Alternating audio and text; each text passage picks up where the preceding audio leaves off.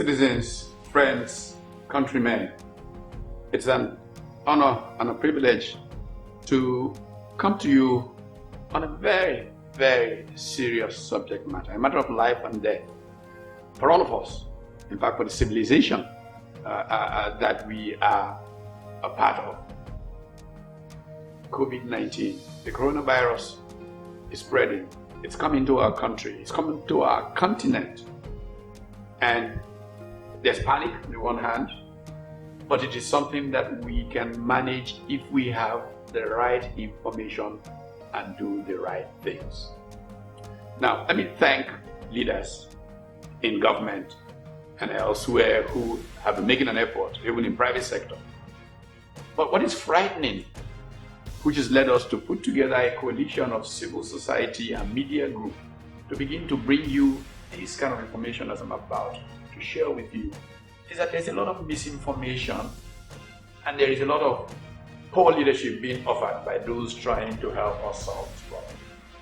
And so there are many things that are going out there that can only further increase the spread instead of curbing it in the name of actually containing it. Let me give you an example. Just before this comment, I watched a report on television. One of the states where there's an order that there should be no more than 3 people in a taxi. The police were very proudly talking into the face of drivers and people who were trying to get into cars to ensure that no more than 3 people got into a taxi. I thought myself, nothing can more spread it than this thing that this policeman was proudly trying to show as his effort to help curb the spread. I even called people in that state and got feedback that the usual was happening. The police was actually playing the usual games, extorting from people to ensure that no more than quote-unquote 3 people got in a taxi. Nothing can do more damage to our desire to live of this thing. So let us begin by understanding what this virus is and how the effort to curb it should be going. First of all, this virus moves very easily from one human to another. It's an incredibly infectious disease. But how does it move?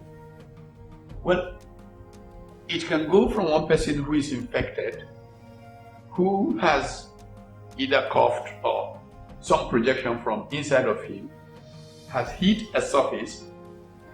Could be that you shook hands with the person after he or she has sneezed and the virus is on their palm, or the person has touched the surface, whether it's a table or a car or anywhere, and you then touch that.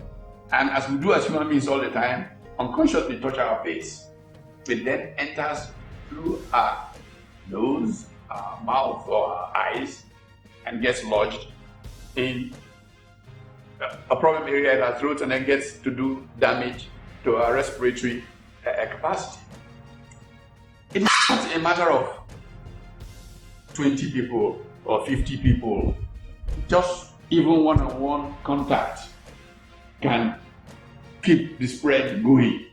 So what we need to do as much as possible is, one, ensure that we continue to wash our hands, clean our environment, keep them so sanitized that if it were to have dropped off somebody who is infected, we do not pick it up. And secondly, if we are to be with people, give ourselves at least 2 meters, such that we're there to project and something were to come out of them, it would not get on us in a way that could lead to us being carriers. And 3 people in a taxi, or 4, as in one state, as I heard, it doesn't solve it. At best, it should be only 1 person in the car, or 1 person and a driver. But as much as possible, when it gets to lockdown, let us make sure that social contacts are the minimum, so it cannot go from one person to another. Because if it does not go from one person to another, the virus will die. The virus does not just stay around, it will die if it doesn't get that opportunity of jumping from one person to another.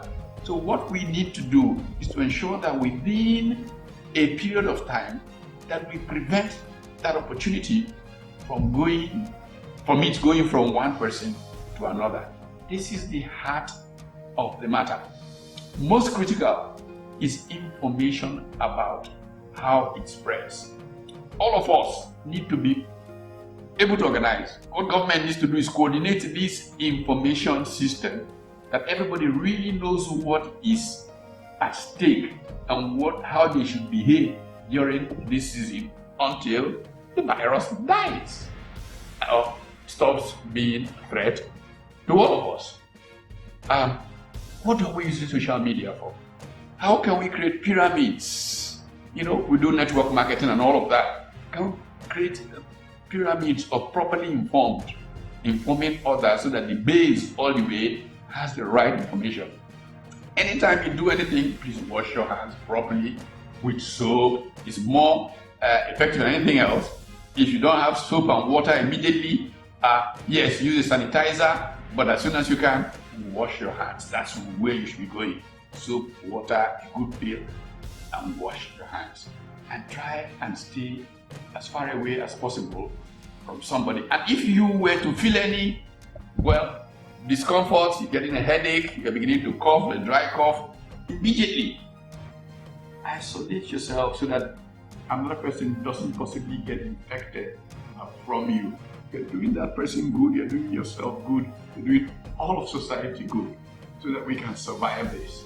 It is not a time for grandstanding, organizing committees, donating money. That's not what we need to be focusing on. We need to be focusing on information, communicating to people so that our practices become antisocial, unfortunately, for a season, so that we may have seasons where we can be more social. And thank you for being citizens.